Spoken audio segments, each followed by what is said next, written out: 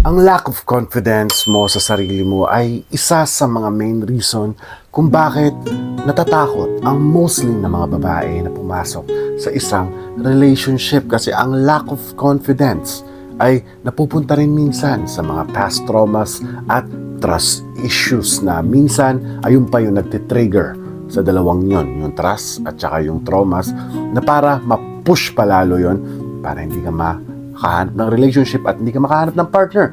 Pero hindi mo alam sa sarili mo na nasa sayo pala ang ganda at pinapakitaan ka na pala ng mga kalalakihan ng mga senyales, pero hindi mo lang napapansin. So ngayong araw na to, ang pag-uusapan natin is yung mga signs na attractive ka sa mata ng lalaki pero hindi mo alam.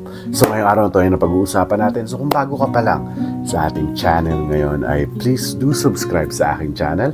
And also, maya-maya pag nagustuhan mo itong video natin, ay pakihit na lang po ng like button. And also, do not forget to turn on your notification bell para maging updated ka sa mga ina-upload nating videos every week. And also, do not forget to follow my Instagram account. Ito po ang aking Instagram account, nag-iisa, para hindi lang tayo dito sa YouTube connected, pati na rin sa aking personal account na Instagram. Yan po ang ginagamit ko. May mga photos at mga videos din po ako na ginagawa dyan. Ako makakanta sometimes, kung ano-ano pa ang mga katatawanan ng ginagawa ko na ibang-iba dito sa aking YouTube channel. So kung interested kayong bisitahin nyo lang po ako sa aking Instagram account at i-follow nyo na rin po ako. Nandiyan po yung link sa ibaba. Just follow me on my Instagram. So without no more further ado, let's go to our main topic for today. Maganda ka, pero hindi mo alam. So today, I'm gonna show you the signs na maganda ka, pero nga lang, hindi mo nga alam. Number one is if those guys or if they are staring at you. Yes, obvious na obvious po yan. Kasi number one trigger point po ng mga lalaki para mapatingin sa'yo ng matagalan lalo. Kasi mga lalaki, if you're just a normal girl, average girl, ay hindi ka namin tititigan. Siguro dadampian ka lang ng mata namin with just 1 second. Oh, lingon lang konti. But pag napansin mo yung mga kalalakihan na parang iba yung titig sa'yo, parang sinusundan ka palagi ng tingin, di ba? Habang naglalakad ka, it only means na attractive ka, pero hindi mo nga alam sa sarili mo yan. So, if that guy is staring at you at sinusundan ka ng tingin kahit saan ka mamapunta, ay ayan yung pinaka-basic reason para masabi mo sa sarili mo na attractive ka sa mata ng mga lalaki. Or, example, kung hindi lang isang beses, napapansin mo yung 5 beses, pero nga babae ka, nasanay ka na tinitingnan, but you don't know na yan na pala yung signs na magpapawala ng lack of confidence mo sa sarili mo. So, if that guy is staring at you, it only means na napaka-attractive mo sa mata niya. Kasi it only composes of, kinocompose lang yan ng siguro magandang pananamit mo. Siguro magaling ka magdala ng pananamit mo. Or maybe may mga supplements or may mga beauty products ka na ginagamit para gumanda palalo ang balat mo. Like, tingnan nyo, yung balat ng inyong lingkod. Alam mo kung ano nagpapaganda dito?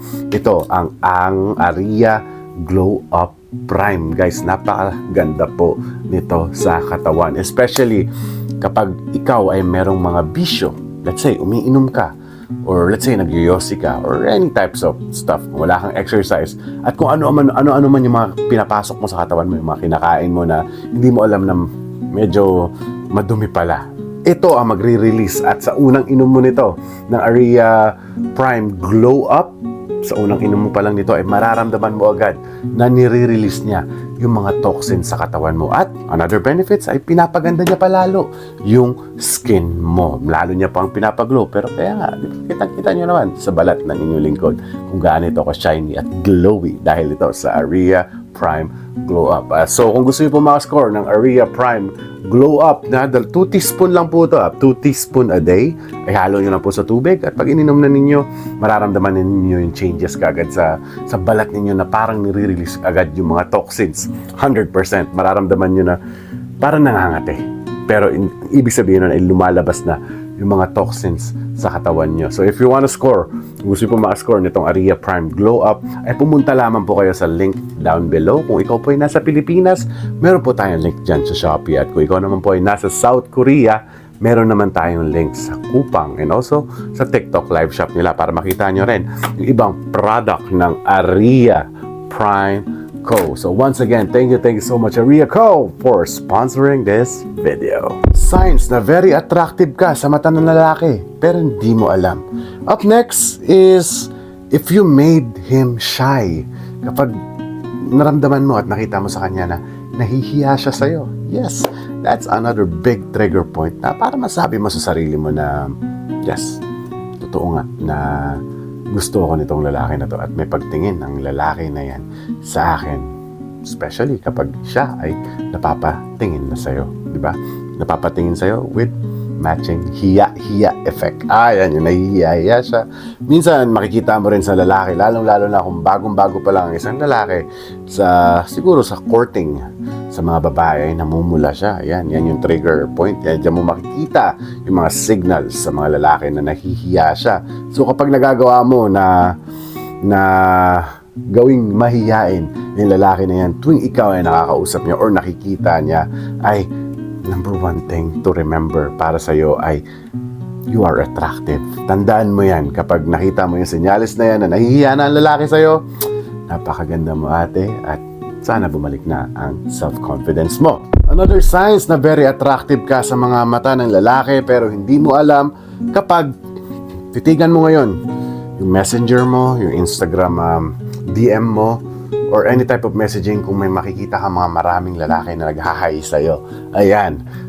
Or marami kang nakukuhang compliment. Kasi usually, naiisip ng mga kababaihan na, binubola lang ako ng lalaking yan. Diba? Usually, ayan ang naiisip nyo sa mga kalalakihan na randomly na nagme-message sa inyo na hindi nyo kakilala, strangers, dahil nga siguro sa photos ninyo, or maybe sometimes nakita na niya kayo somewhere in person siguro, kaya napamessage siya sa'yo and biglang magsasabi, yung usually sinasabi niyan, hi po, ganun yung mga opener ng mga lalaking gusto mag-getting to know sa'yo. So it only means kapag punong-puno ka na ng mga ganung messages sa cellphone mo, it only means na napaka-attractive mo talaga.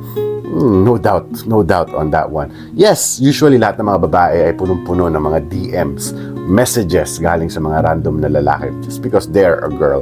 But malalaman mo talaga yan sa quantity, kung gaano karami yung mga nagme-message sa'yo, especially kung hindi dadaan yung isang araw kung wala kang 1 to 2 new na tao or bagong taong nagme-message sa'yo, ayan na nga ba sinasabi ko na nagkakamali ka sa feeling mo ngayon na hindi ka nagagandaan sa sarili mo, nagkakamali ka sa feeling mo na lack of confidence ka, kailangan ibalik mo na yung confidence mo na yan kasi ang dami na nagme-message sa'yo kasi nga attractive ka. The last signs na very attractive ka sa mata ng isang lalaki pero hindi mo alam is if that guy is already doing some efforts for you. Kapag siya ay gumagawa na ng mga efforts. Kasi lalong-lalo na kapag nasa ligawan stage pa lang kayo or nag-getting to know each other pa lang kayo pero nagpapakita na kaagad lalo-lalo na mga mabibigat na effort yung pinapakita niya sa'yo. 100% that guy is really interested sa'yo.